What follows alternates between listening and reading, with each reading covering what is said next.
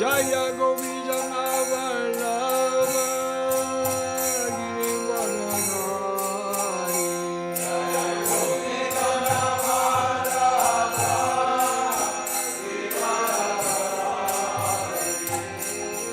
Yasodanandana Rajadana Ranjana.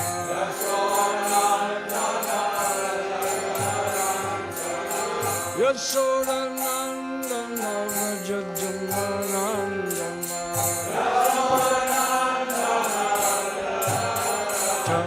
Jamnati Ravanachari.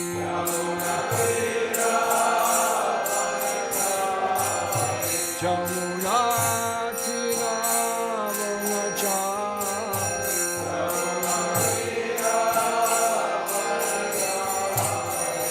Jaya Radha Madhava Ganga Vihari.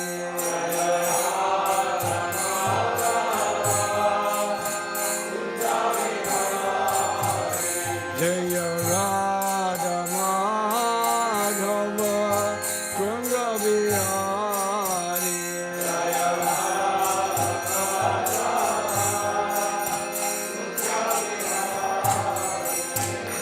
Govindana Vallabha Girivaranari.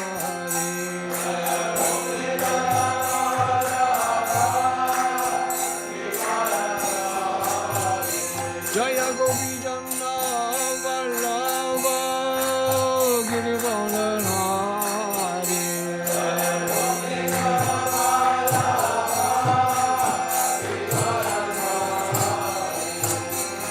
Yasodanandana Rajanarandana.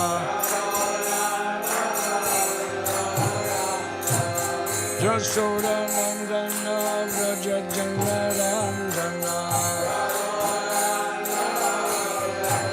Jamuna Tiravajari. Jamuna Tiravanachari.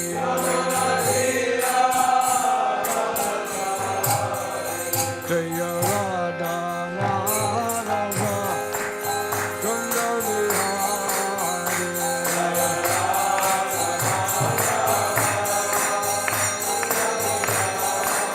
Jaya Radha Madhava Ganga Vihari.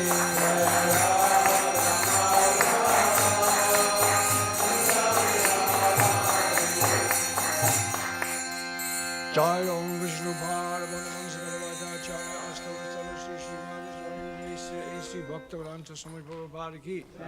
Everybody Swami ki. Dhamacharya Astapo ki. Benzigosa Kisatana Everyman Shri Advaita Radha Sivisari Gaur Bhaktivedanta ki. Shri Radha Krishna Gokula Sham Kun Varakun Giri Govardhan ki. Srimad Damodam ki. Shri Mahaprabhu Navadip Dam ki. Ganga Mai Jamuna Mai ki. Bhakti Devi Tulsi Devi ki. Veda Bhaktivedanta ki jai. God Premanandi, all glories to some of the devotees, all glories to some of the devotees, all glories to the sum of devotees, all glories to Sri Guru and Sri Gauranga.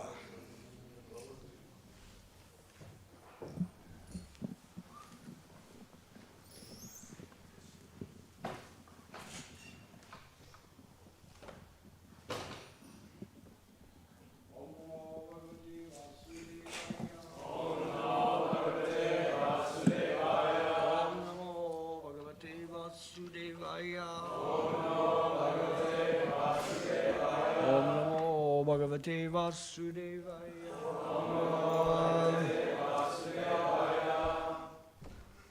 Today we're reading from the Srimad Bhagavatam, It is the second canto, 7th chapter, and it is verse number 12. The scheduled incarnations is the chapter. So thank you very much for inviting me to come to Bhaktivedanta Manor. I believe we have some newcomers today, is that right? Is it you guys? Hare Krishna, welcome. You've been here before, no doubt. But you're on the course, are you? You can't become a monk for 7 days, is that right? Very good. That's a good use of your time. We'll be discussing time in this verse and the importance of the Vedas. So, this Bhagavatam is the cream of the Vedas. So, all the Vedic knowledge is culminating. The Bhaktivedanta, the conclusion of knowledge, the end of knowledge is discussed in this text. So,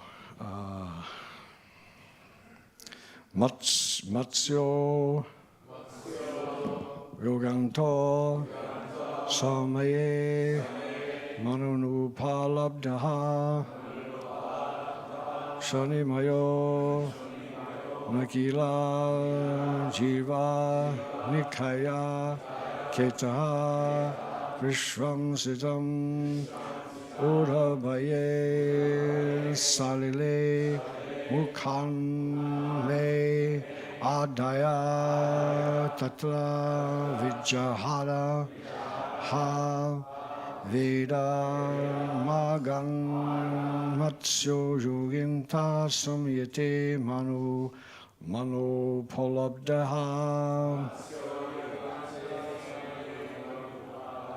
Kashirnyamayo Nakila Jiva Nikaya Ketaha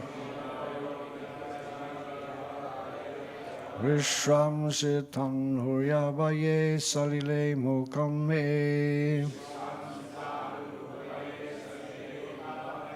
Hadaye Tatra Vijahara Havira Margan Matsyo Yoganto Samyade Manu Paladavaha Krishnimayo Nagila Jiva Nikaye Ketaha Vishram Sitam Huryabaye Salile Mukhanme Adaya Tatta Vijara Havira Margan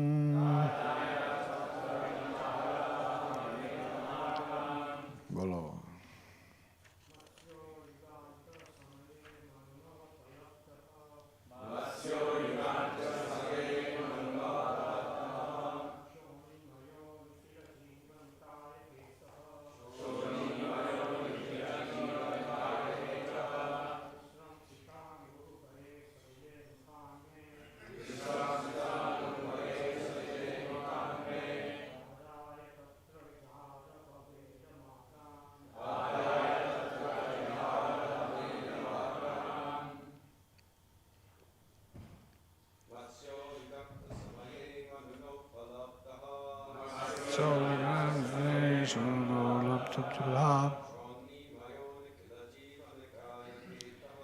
Shanimaya Kila Jiva Nikaya Ketaha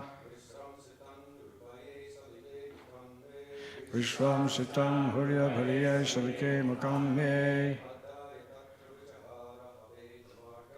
Athaya Tatta Vijaya Havare Bhagam. Ladies.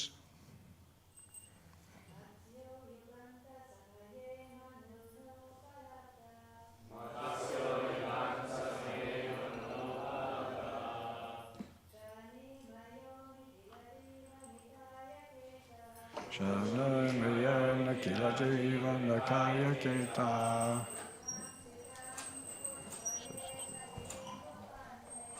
Vishwamaya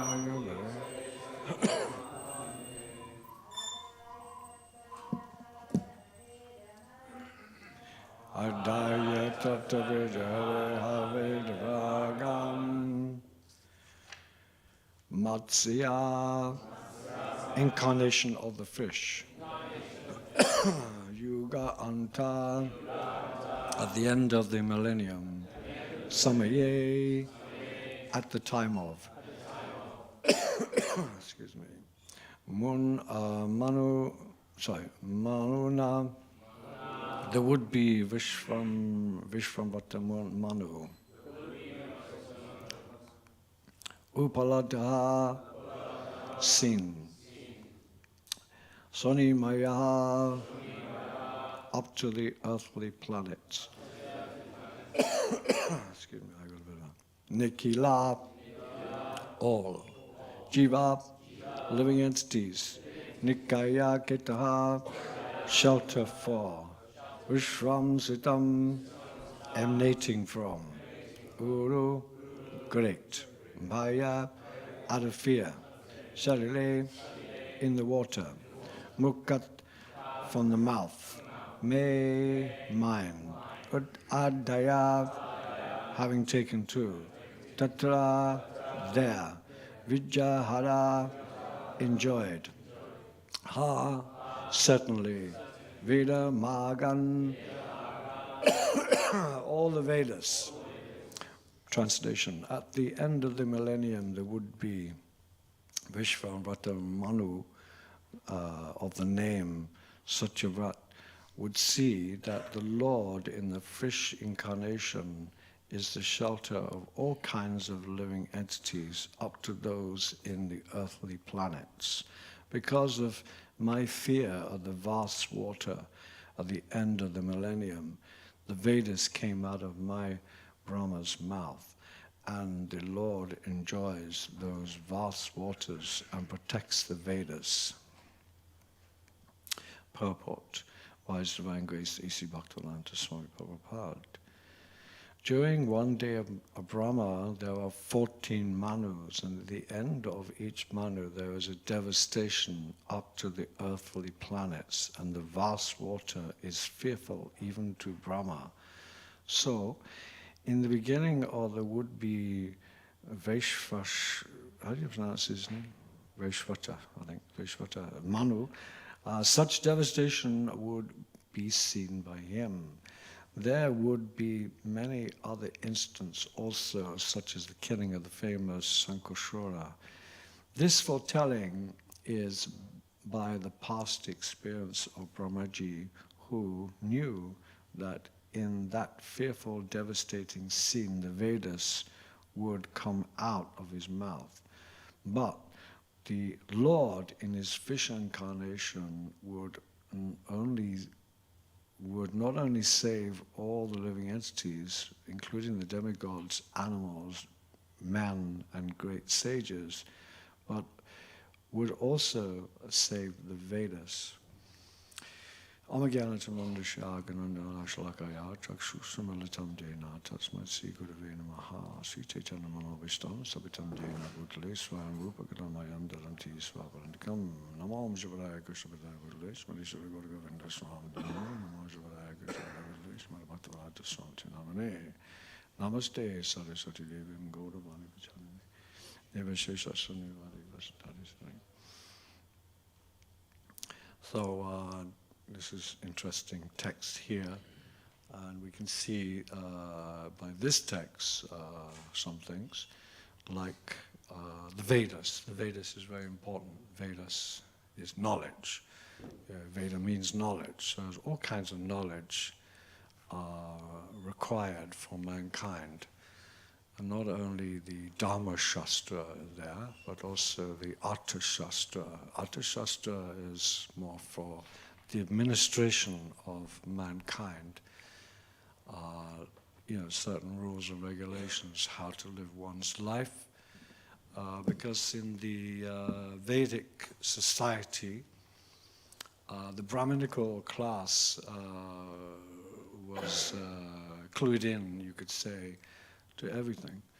Some may specialize in medical fields, some may specialize in economic fields, some may specialize in social sciences, some may specialize in other sciences, astrology, for instance, cosmology. And some would be very learned in the Shastra as such, the Vedanta, the Bhaktivedanta, the end of the Shastra. So when we speak of Brahmins, Vaishnava Brahmins there are, but there's many classes of Brahmins, there's many classes of Vaishyas, there's many classes of Shudras, there's many classes of Kshatriyas. We cannot put everything in one, everyone's the same, there's much variety. So in Vedic culture, the Lord was very anxious for the Vedas to be saved, because without the Vedas, how would mankind go on in a nice way? Therefore, he says in Bhagavad Gita, whenever there's a decline of religion and an increase at that time, increase of irreligion, that time he comes. As you know, yada yada hidama shagami bodhibhavata. So this is very important. This is one of the main principles of divinity's duties here. Although Krishna has no duties, same time he has duties. Because he's such a capable personality, because he's so vast in his consciousness that he manifests various forms to perform various duties. And Prabhupada gives analogies to this conception that, for instance, a president,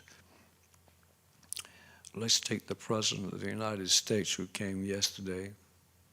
He sat in the 10th row behind the Polish president. There was some criticism of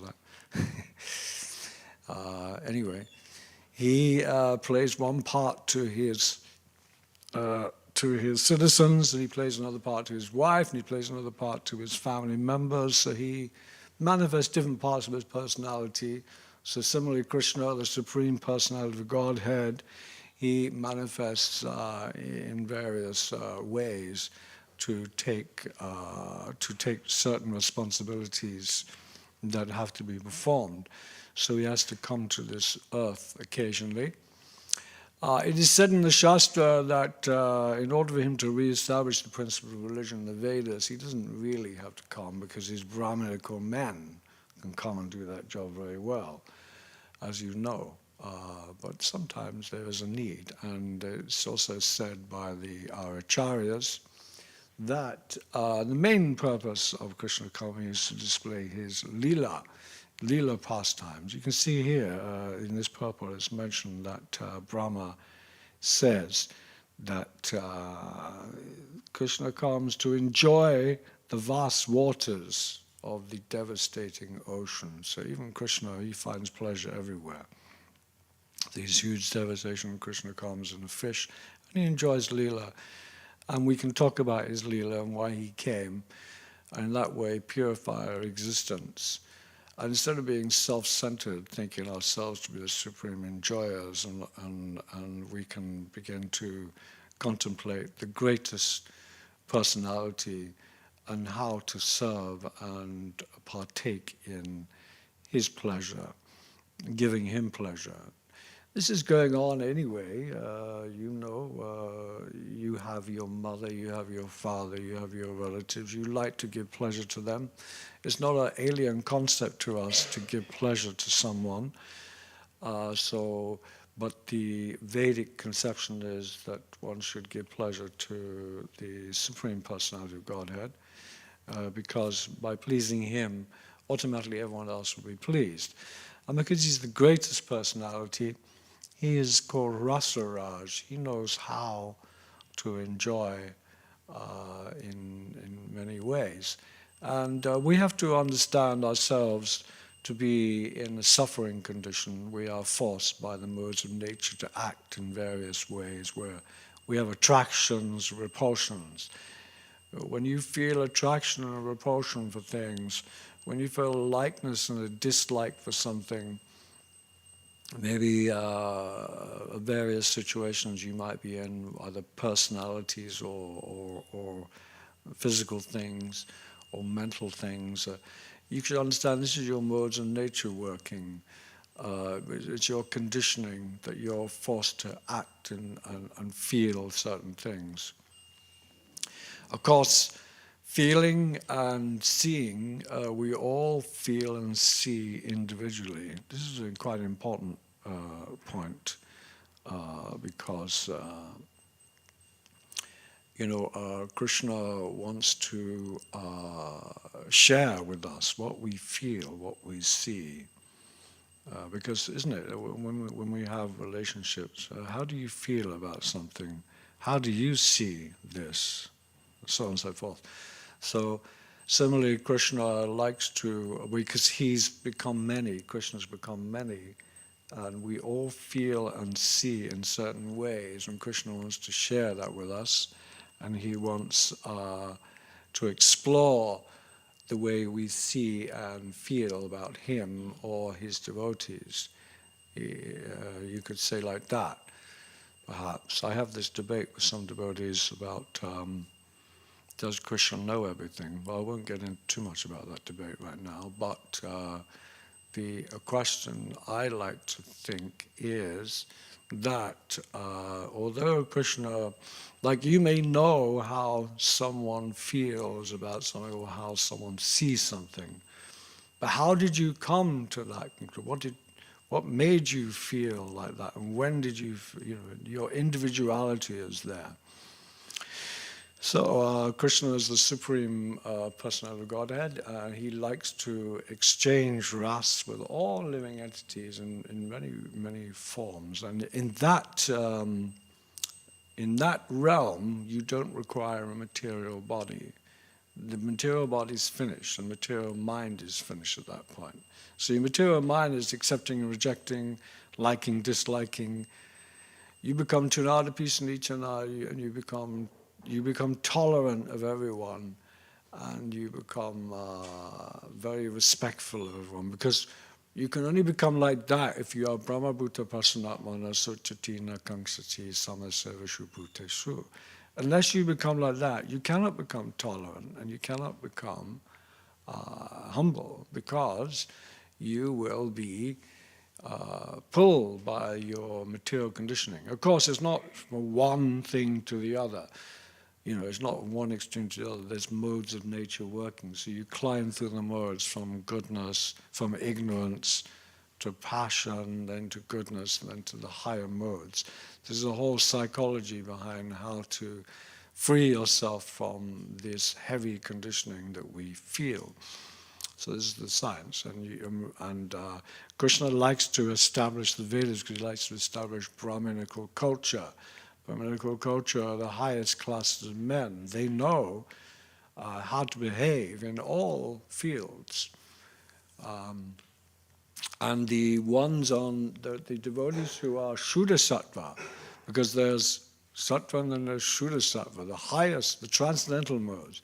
Prabhupada, Srila Vishwanath, Chakravarti Maharaj, Srila Bhaktisiddhanta, Bhaktivinoda, these are all Shuddha Sattva devotees. They're not at all affected by the modes of nature.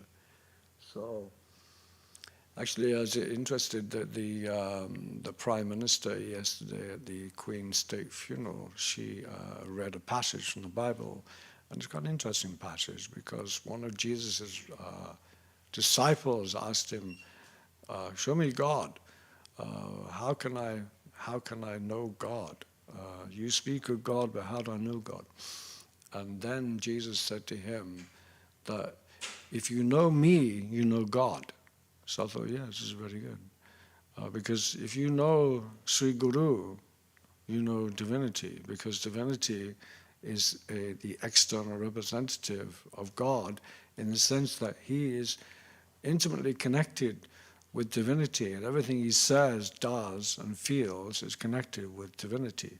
So it's the same energy, Suddha Sattva, the higher realms of devotion, the higher realms of consciousness.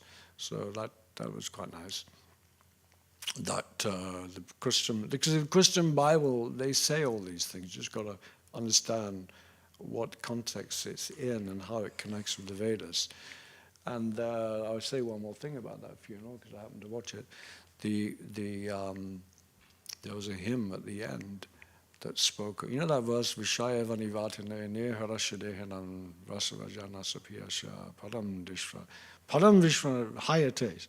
So this hymn was there, and it was him glorifying. He said, if you want to understand God, you've got to get the higher taste. I thought, oh, very nice. Two things in that funeral connected to the Vedas. isn't it? If you want to understand God, you have to get a higher taste. By association of sadhus, it'll bring you up to the higher realms. So the Brahminical culture, Vedas is so important because it teaches us to associate with such sadhus of higher consciousness, higher culture, who know how to perform duty, who know how to do things properly. And this is the idea of Srila Prabhupada in his International Society of Krishna Consciousness. He's come to establish Brahminical culture. He wants to make some Brahmins, because by their association, everything else will fall in place. Currently, the world is in turmoil. Why? Because we have the Vedas is being ignored.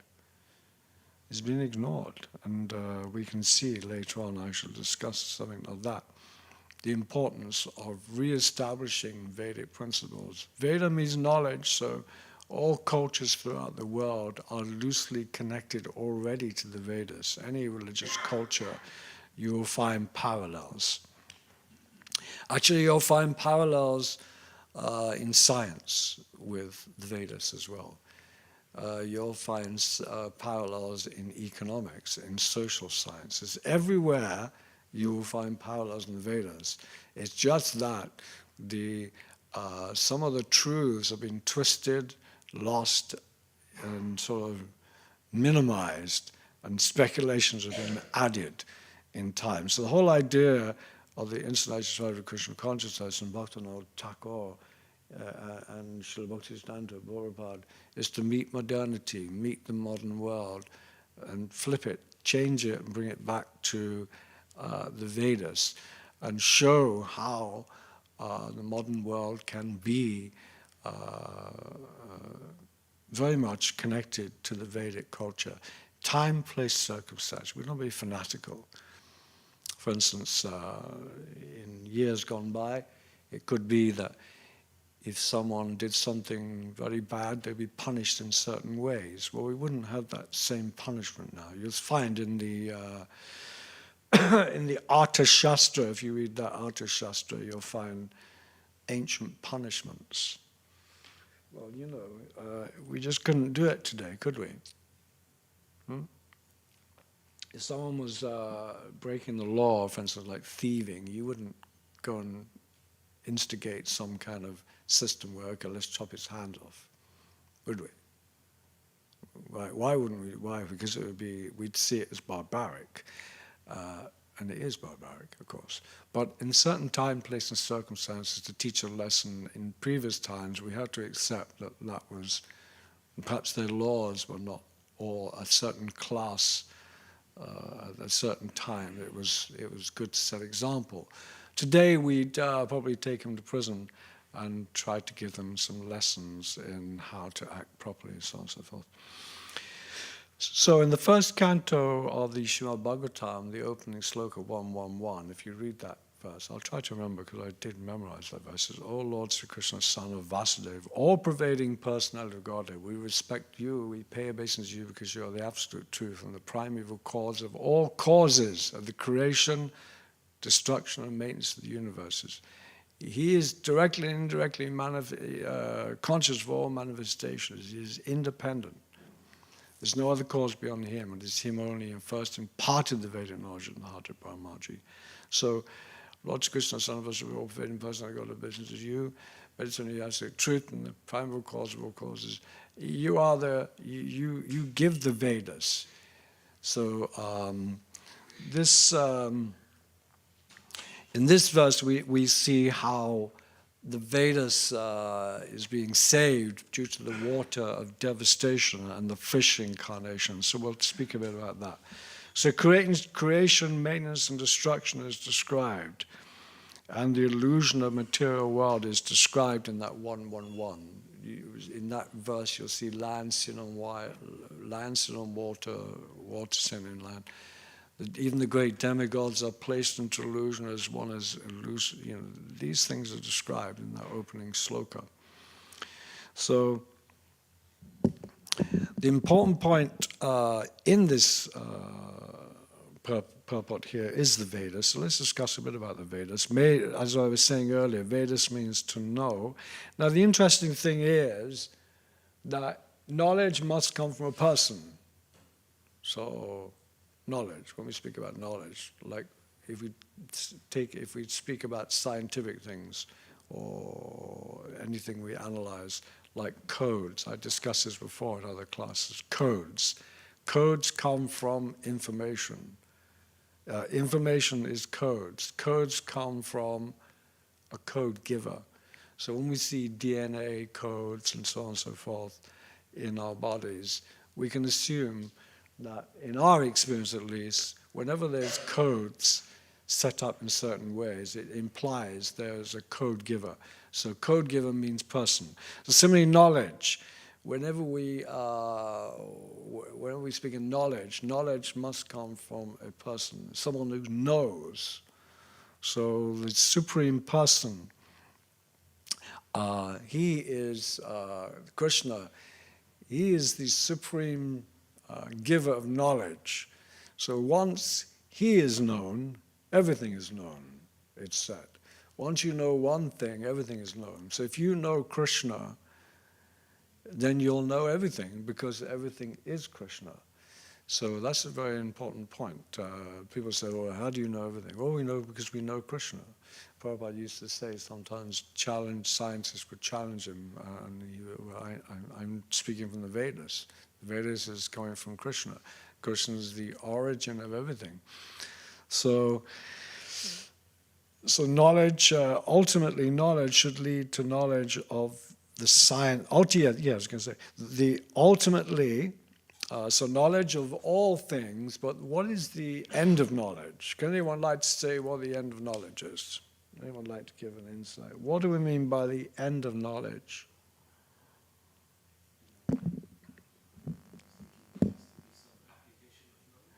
Application of knowledge. Yes, that's one way of looking at it. The end of knowledge, in one way, yes. Could you know something? Now apply it. Okay, yeah, fine. All there is to be known. Yes, that's a good point. Yes, Babu? Absolute truth. Huh? The absolute truth, coming to the point. Yeah, coming to the point of the absolute truth, yes.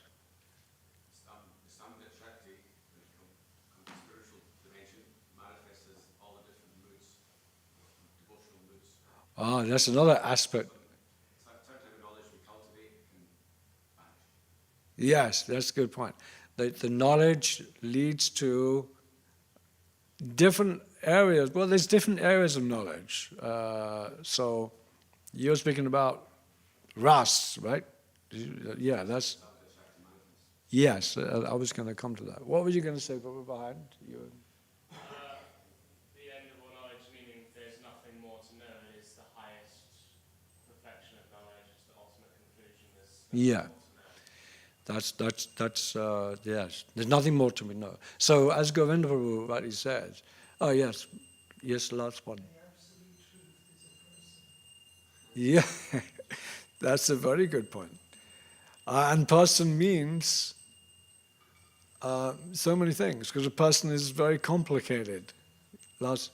End of knowledge in Sanskrit is Vedanta. Vedanta. And end of knowledge literally means that Krishna is the supreme personality of Godhead, is the source of everything. Yes. Ishvara Parama Krishna Satchitananda Vigraha Nade Ade Govindas. Cause of all causes, yes. I was going to, all these things are true, which is what he said, but the ultimate, as that devotee, Ananda said as well, it is the,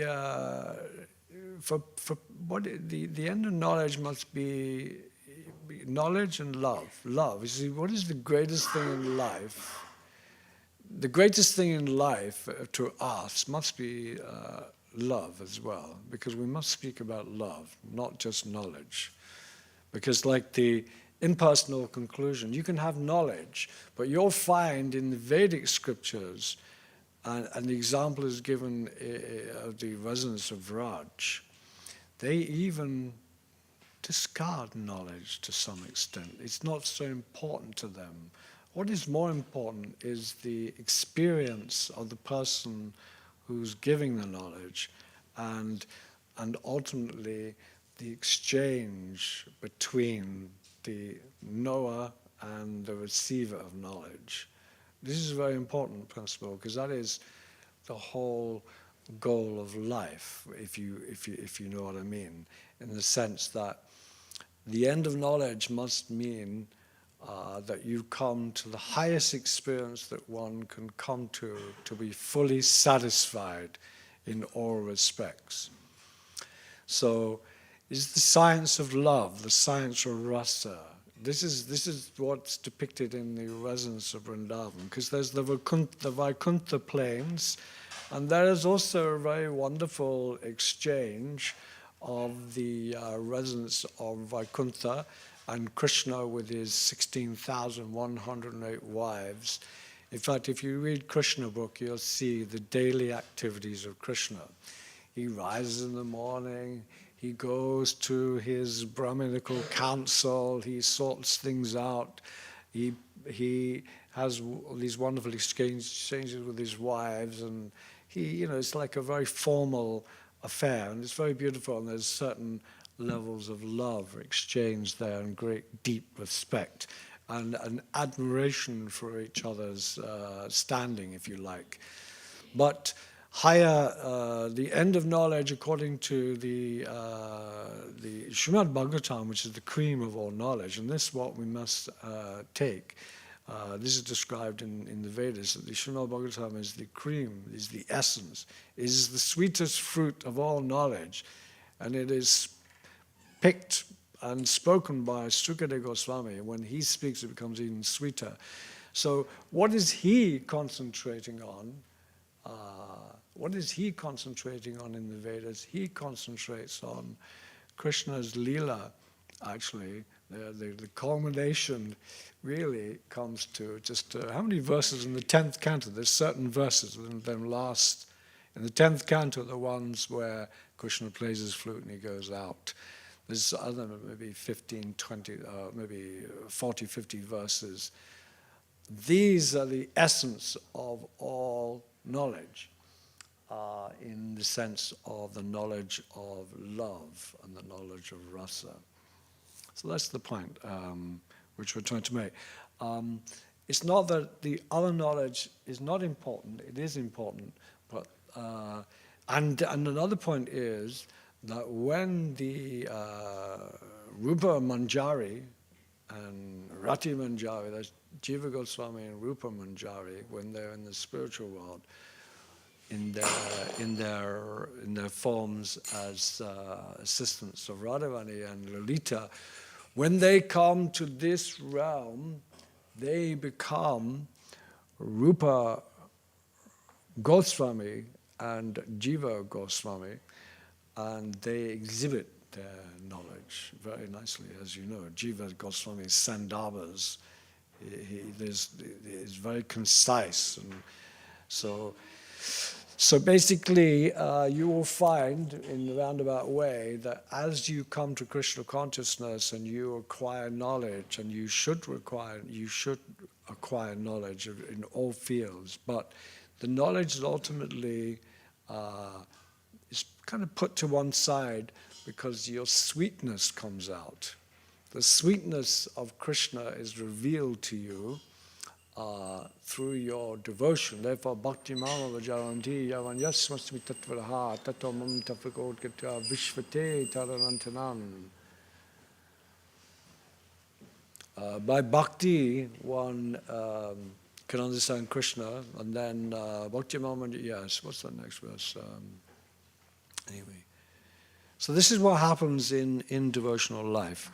As you advance in your spiritual life, your duties and your responsibilities and your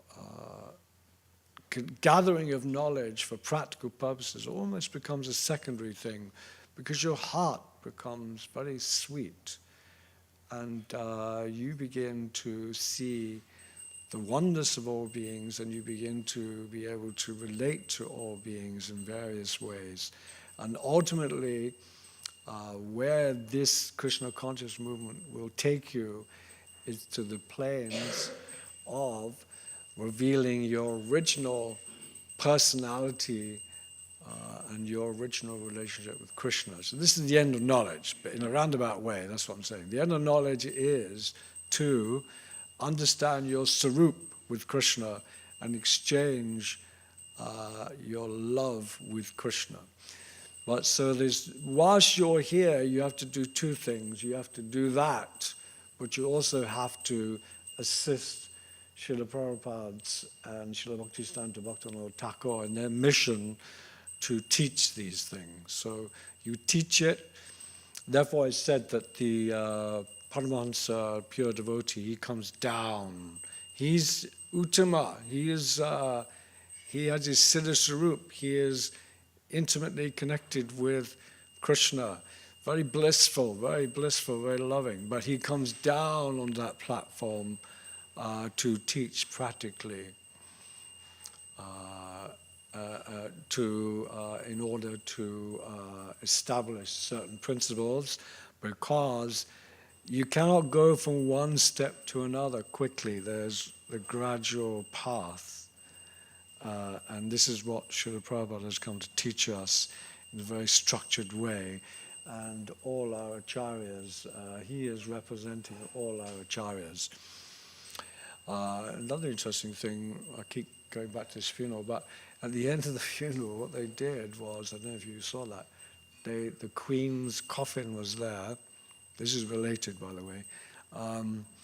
They took off the crown off the coffin, and they took off the scepter, and they placed it on the altar of God. So that represented now, she's done her duty, now that is passed on to the next person. So similarly, Guru is one. He and Srila Prabhupada, in his talk to his godbrothers on one of Srila Bhaktivedanta appearance day, made a note of that point and brought it out in his speech. Guru is one. He manifests in very many ways. So, Shiksha and Diksha, no difference. That's the point. So, knowledge, and Shiva Goswami in his Putti Sandabha, he brings out this point of sweetness, Krishna's sweetness. This is what he will manifest before us when we begin to approach him. So, Krishna himself, he shows an example of these things, because not only does he exhibit his activities in Golika Vrindavan, but he only stays there for so many years. Then he leaves. He leaves Vrindavan, that sweetness. Why? Because he has to go and do his duty. He does not neglect his duty. He goes to sort out Kamsa, and then he marries the 16,108 queens and goes to Dwarka, sets up his city. So he has responsibilities to do, and he has to go and do them. And but his heart is always in Vrindavan. The sweetness of his heart remains always in Vrindavan. There's a passage in the Uddhava Gita, Uddhava Sandesh, where he's standing he's in the rooftops, and he's looking in his city of Dwarka, or Mathura, I think it's Dwarka, and he is contemplating his youthful activities with the gopis, and he remembers the love of the gopis. And tears flow from his eyes as he remembers their ecstatic love for him and his ecstatic love for them. And then he calls for Uddhava and he says, send this message, and then Uddhava goes. And you can read that Uddhava Sandesh. Actually, and also, there's always a calling to go back to that realm of sweetness. When Krishna left, what's his name, who came to take Krishna away? Akrura came, took him away, all the gopis lamenting. Radharani was lying hopeless, feeling hopeless. The Lita, who was intimate servant, was lying, what to do. So she was on a bed of roses. The Lita went to get some water, And there she saw a swan coming towards her. And this is the Hamsadutta in that book. Now, Lita, she never fails in her duty to Krishna and to Radharani. She never fails. So she saw this swan, you can be a message carrier. So she gave this swan some directions. Take this message to Krishna. So that message goes to Krishna ultimately, and then Uddhava comes, and then like that. So this sweetness is where the real essence of devotional life is, and that's what bhakti brings you one towards in a gradual process. So in our system we have Kama Yoga. Kama Yoga means you engage your activities as much as you can. Do a little bit for Krishna. Okay, you like to enjoy, fine. Do a little bit for Krishna at least. Okay, fine. That will lead you to some gyan. You'll get some knowledge and some detachment. Some duty will come about in your heart. Yes, I must do this, I must do that. It's my duty, I must do. And then from that gyan, what will happen? Further knowledge, you'll come to the platform nishkama karma. Your activities in your karma will be, you'll be detached. You won't care about the result anymore. Whereas in karma yoga, you kind of attach to the result still. But nishkama karma, you're just doing your duty, whether you get a good or bad result. This was Arjuna's platform on the battlefield of Kurukshetra. Krishna said to Arjuna, you have the capability of doing nishkama karma. So he was doing like that. If you're going to fight on the battle, whether you're victorious or not victorious, doesn't matter. Just fight, because I say fight. This nishkama karma leads to the higher platforms of knowledge, even higher gyan, which will lead to bhava bhakti, prema bhakti, and so on and so forth. Nishta, you become very fixed, nishta, fixed in your devotion. Your modes of nature will no longer bother you. No more hankering, lamenting, this is good, this is bad, this person annoys me, that person doesn't annoy me, none of that anymore. You're like that. So this is the process that Prabhupada has taught. And in his own life, Srila Prabhupada gave a very good example of these things. So tolerant. I think, Prabhuji, you can give many examples of Prabhupada's being very tolerant in various situations, sometimes very inconvenienced in his own life, even not so fit in his body, but still blissfully carrying out his work. Because when you get old, it's going to get tough. You have to remain cheerful, and your body's limits will come to an end. It won't.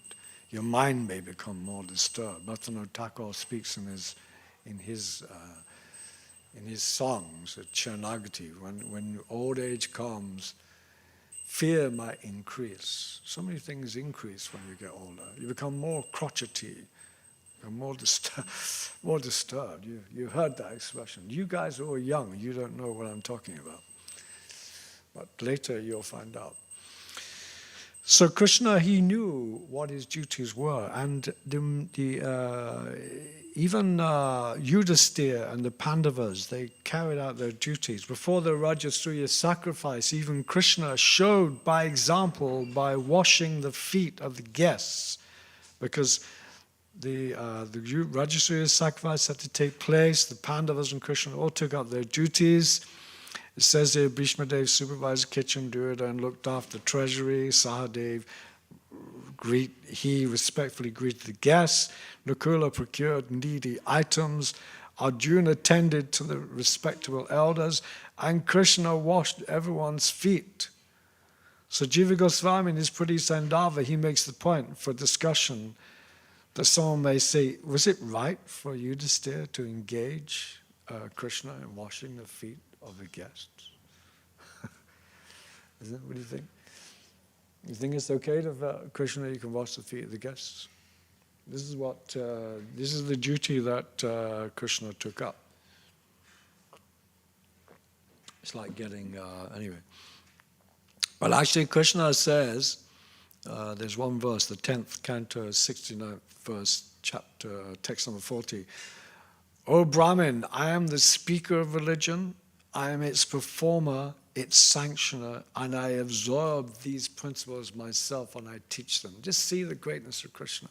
He comes to teach us how to, just like Srila Prabhupada, he came to teach us. He came to the New York where the guys were really, you know, you could say degraded, but not. Some people say, oh, these hippies, they're just degraded hippies. And Prabhupada sometimes says like that as well. But he knew that these hippies were very intelligent as well.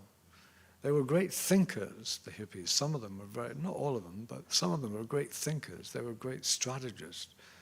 And even, I think, the Apple, the guy who, yeah, he was a hippie, but look what he's doing now. He's formed that big company.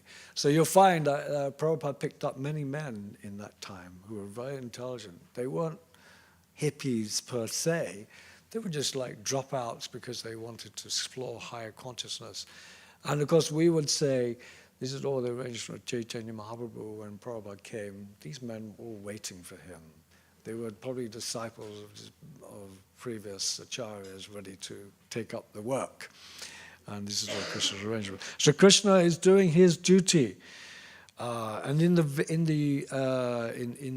Bhagavatam, atat pumbaya dvijashashta varnashram vibhagasha sunustistama dhamasha samsidi hariroshanam. Do your duty, but do it for Krishna. So everyone has a specific duty, Prabhupada said. So see to it that your duty is done nicely and do it for Krishna. And then if Krishna is satisfied, then you will be satisfied and everyone will be satisfied. And there's another text in the Dhammashai Vivagasa Nato Rikopte Nachashadana Kantasha Kamoleve Smitaha. All occupations should be all occupations are ultimately meant for liberation. That's an interesting text. All occupations are meant for liberation. How can we say such things? In today's world, we can never have such a concept that all occupations are meant for liberation. But the Vedas, like I was saying earlier, connects everything, even your occupation. And your occupation can be a source of liberation to you. It can take you to the spiritual world. But it says in the sages, but one who is engaged in the ultimate occupation, he should not use the fruits of his work for sense gratification, but he should use it to cultivate knowledge. So this is a very important point. So let me just, before we finish this class, Vedas chasavayaham eva vejo vadanti Veda chaham. By the Vedas I am to be known. I am the compiler of the Vedas. I am the knower of the Vedas. The Vedas are the living and breathing of Vishnu. This is the fact. The Vedas are the living, breathing. It's an energy. It comes from a person. It's an order, like the High Court judge gives an order. The order is carried out. It's a living thing. So the Vedas is a living thing. It's knowledge. So there's different aspects of the Vedas. There's the Shruti, the Rig Veda, Yajna Veda, and the Atash. What is that? What is it? The Rig Veda, the Rig Veda. I've got to know. What is it now? Remind me. Huh? Yeah, Sattva Veda. You know. Yeah, Sama, Atta. Yeah, so I made a note here because I need to remind myself these things. The Rig Veda, they are, because I thought, oh, maybe let's give a structured class here today. The Rig Veda, the hymns and the mantras, including the Gayatri, it said.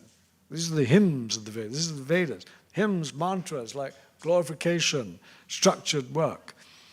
The Yajna Veda, they're a book of sacrifice. Maybe the weddings and all that kind of stuff. And then I was speaking previously about the Dharma Shastra, which is the administration of mankind, cosmology, astrology, all that is connected as well. Time is an interesting thing because we were speaking about time in this verse.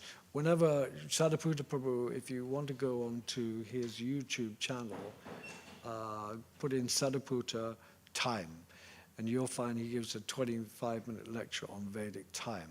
Very interesting. Have you gone on Sadaputa's channel, any of you guys? Go onto YouTube, Sadaputa Prabhu. He's one of the greatest scientists in ISKCON. He's one of the earliest scientists. He was part of the Bhaktivedanta Institute. And he gives amazing classes on all these topics. But he was saying in Vedic time, every 4 seconds, when you breathe in now, it takes 4 seconds of your time. But in them 4 seconds, the arc of the universal system moves for 10 minutes of its time. So time is all interconnected. The whole structure of cosmology, astrology, is all very mathematical, and everything is in precise order. So these are the 4 types of the Vedas, and ultimately the Srimad Bhagavatam is the cream of the Vedas, as we were discussing earlier. Yeah, we're coming to an end here, so I'll just finish off by saying that, what was I going to say?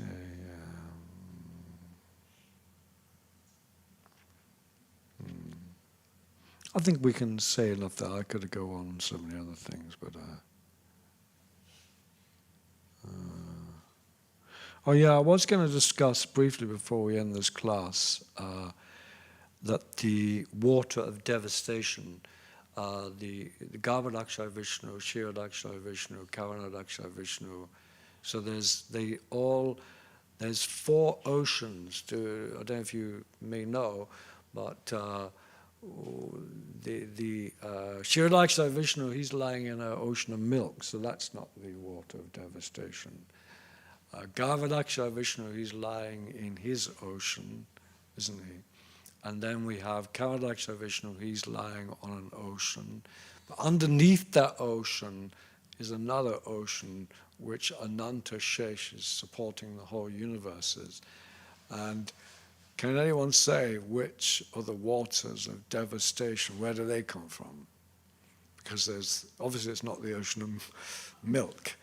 But where's the devastating waters coming from? Is it from Garbhodakshayas? Because there's 2 devastations. There's the partial devastation and there's the ultimate devastation. So the first type of devastation, which is mentioned in the Vedas, only devastates up to the middle planetary systems. The higher planetary systems, they remain. So they never become devastated. But the middle and the lower planetary systems, they become devastated with water at the partial, when Lord Brahma goes to sleep. So the ultimate devastation, which is spoken about here, is the partial devastation, and that will come from the Garbhodakshaya ocean. But the ultimate devastation at the end of time comes from the waters which Ananta Shesh is holding up the universe on. So it's quite incredible, all this stuff, isn't it? Yes. So I'm going to finish up by saying that there's many cyclic movements, cycles going on in our lives. Birth, death, old age, disease. Birth, death, old age, disease. That is there. And that's in the microscopic world. You could say in the macroscopic world, there is creation, maintenance, and destruction of the whole cosmos. That's going on. I thought it was quite interesting to finish off at this point, which I heard from one of our acharyas, that even Chaitanya Mahaprabhu and his lila, his kirtan, is a cyclic movement. How is it a cyclic movement? One of our acharyas has given a very good understanding of this, that Goloka Premadana Harinam Sankirtan. You chant the holy name, you bring down the Lord into this plane. And Chaitanya Mahaprabhu, when he hears the devotees chanting that mantra, he begins to dance. And when he dances, when Chaitanya Mahaprabhu dances, and bear in mind that any kirtan you're doing, if it's pure, Mahaprabhu was there, he's also there in that kirtan. And all his followers are there as well. So, Golokabendra Hari, the devotees bring out Hare Krishna, we bring the holy name down. Mahaprabhu hears it, he dances, And then what does he do? He enthuses other devotees to chant. He, what's the word he used here? He enthuses, and it's a very assertive energy. This spiritual energy is very assertive. It asserts itself in the hearts of others. And those that weren't chanting, they begin to chant and dance. They then call down Goloka Premadana Harinam. So you understand there's that cyclic movement going on. We call down the holy name, we chant nicely. Mahaprabhu, we get Chaitanya Mahaprabhu to dance. He dances enthusiastically, enthuses us. We get other people to chant and dance. Then they also call down the holy name. So this movement is going on. This is the Sankirtan movement. It's quite interesting. So this is a wonderful way of, it's the higher cyclic circle, if you like, the chanting and the... So, thank you very much for hearing me out. And if anyone has any comments or questions or discussion points on the cyclic movements or anything else. Yes, Prabhuji. Does it talk about time? Firstly, thank you. Thank you. Does it talk about time in the Srimad Bhagavatam? Yes, it does. It talks about time in the Srimad Bhagavatam in many different capacities. One way it measures time, every single, it measures the time that the sun takes to go over an atom. It also mentions a truti, which is 33,000th of 1 second. It also, in the Vedas, because mathematics origins from the Vedas. So that a truti is a very small. So yes, time is discussed in many ways in the Bhagavatam, but that's one interesting way it measures time. Time I am, the destroyer of all, Krishna says in Bhagavad Gita.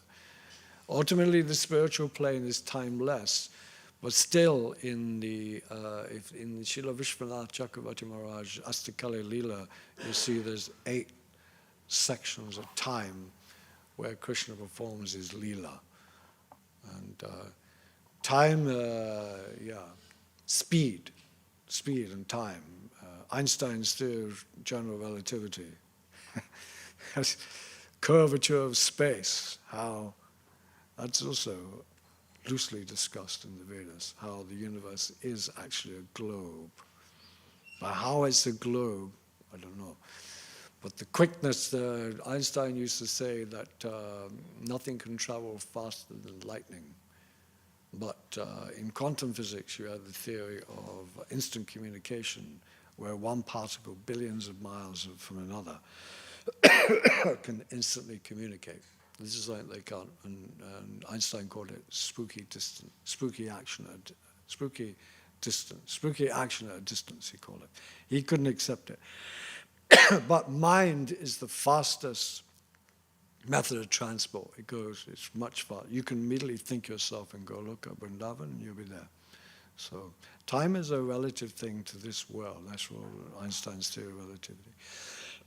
One time, Krishna asked Radharani, where did you learn that glance? Did you learn that from lightning, or did lightning learn its speed from your glance? So even Krishna speaks about it. Because when a highly cultured lady, she's very, gracious and chaste, isn't it? High-class lady. Yet, she quickly glances at Krishna. No one can detect the glance, but Krishna can detect it. And it's so fast that it's even faster than lightning. So Krishna's asking that question of her. So yes, speed is discussed, time is discussed. Anything else? Excuse me, I'm a little sick today. Aren't you building a Vedic model or something? Someone told me. Huh? That would be very good. You should hang that from the new Haveli. We should exhibit these planetary systems. Very complex, but it will take time. But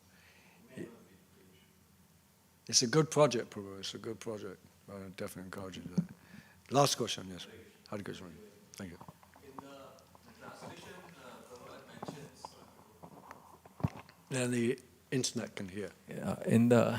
In the translation, Prabhupada mentions that out of fear of the vast water at the end of millennium, the Vedas came out of Brahma's mouth. So the question is how this fear is related. If Brahma is fearful, then Vedas coming out. So how can we understand this? Out of fear, yeah, he says, what does he actually say? Can you read what he says? Because my fear of the vast water at the Yeah. The Vedas came out of that is Brahma's mouth, and Lord enjoys those vast water and protects the Vedas. Yes, that's an interesting question. Definitely Lord Brahma he is not completely free from all fear, because he is stationed in a position, and although he is intimately connected with Krishna because he came from the lotus stem of Krishna, still he is tinged by mode of passion to some extent, so there's some fearfulness will be there. But these are all leelas of Krishna. In his fearfulness, the Vedas came out of his mouth, and then that demon took what's his name? Yeah, he took that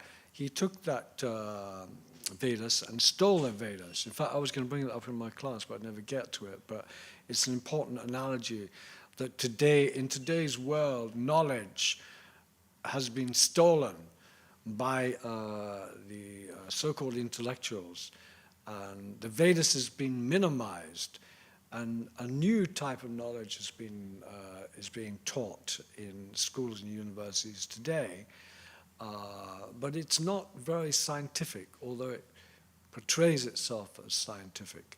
For instance, Darwin's theory of evolution and all this kind of stuff, and all the sciences behind it. If you actually speak to the scholars in the field, they will debate many aspects of Darwin's theory of evolution and many other aspects of science. But in schools and universities, we're just taught over and over again the same stuff. And Dr. James Torr, he's a PhD in chemist, he's a leading member of the intelligent design movement. He will tell you that if you discuss these things with real scholars, they can definitely understand, actually, this is not so clear. You know what I mean? In universities and schools, yes, it's clear-cut, Darwin is truth, but actually the fact is that it's a theory that's being worked on, and there's many flaws in the theory. So this demon, he stole the knowledge, and that, you could say, represents today's world, like Shankaracharya, he misrepresented the Vedas and twisted its meanings. So many people grasp hold of things in the material world and assume many things about transitions, for instance. In the evolution, you have this idea of transitions. But actually, if you look at the records, there are no transitions. But yet we're taught at school there's transitions. But the scholars in the field will admit, actually, there's no real transitions. What we thought was a transition between a bear and a whale was actually a seal. Or, for instance, you go to Lucy in the History Museum. First thing you do, if you go into the History Museum, British History Museum, you'll find Darwin on full display. Then you'll find this Lucy, this so-called ape, that's in between man and... But if you look at her hip, there's much debate about her hip. She had a gait like an ape. So, how do we know she was he was just another ape, that was all. So these things, So yeah, Brahma was fearful because he's in the mode of passion. This is all a Leela pastime. The Vedas disappeared from his mouth somehow or other.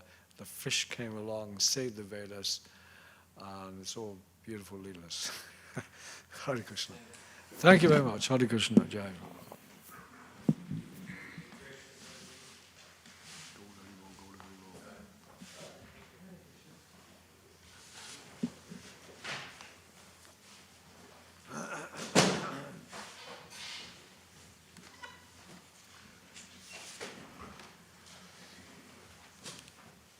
you're taking off the studies here? You seem to be, oh, thank you very much. You seem to be quite well versed in the Shastra yourself as well.